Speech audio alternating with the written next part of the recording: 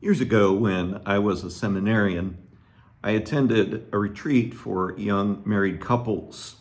It was an opportunity for us as seminarians just to see what a ministry like that looked like and how it worked in the lives of young families.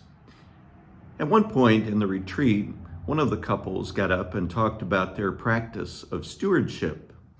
It was so impressive because they were very honest about the risk it felt like to them, that giving off the top, offering God first fruits, and committing themselves to 5% to their parish, 1% to the diocese, and 4% to other charities of their choosing was a real leap of faith, that they weren't sure they were going to have enough, but that was the commitment. That's what the church has taught for generations. It's what God asks in the scriptures. So they made a commitment to give from their first fruits, to tithe from their gross income.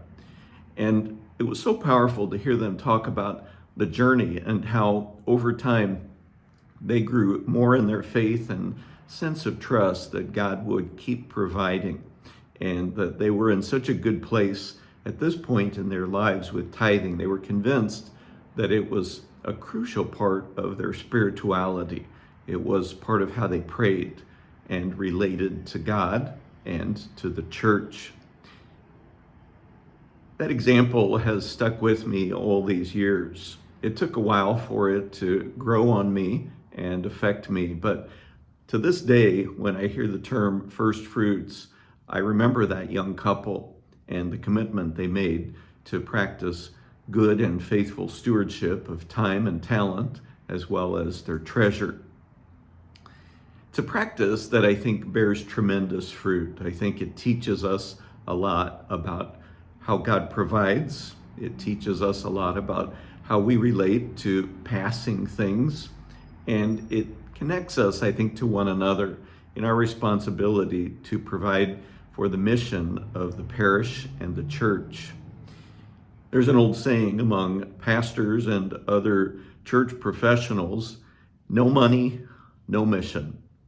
So as much as people may not want to hear about money, it's an essential part of what we require to build the kingdom of God at St. Elizabeth.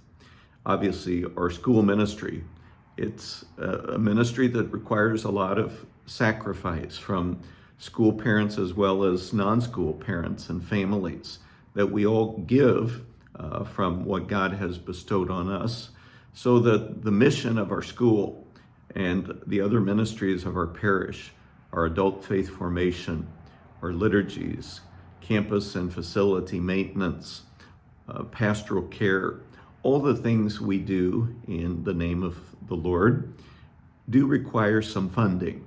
And that's why we, as followers of Jesus, are asked to be good tithers, 5% to our parish, 1% to the diocese, and 4% to other charities. I realize this is a journey for all of us.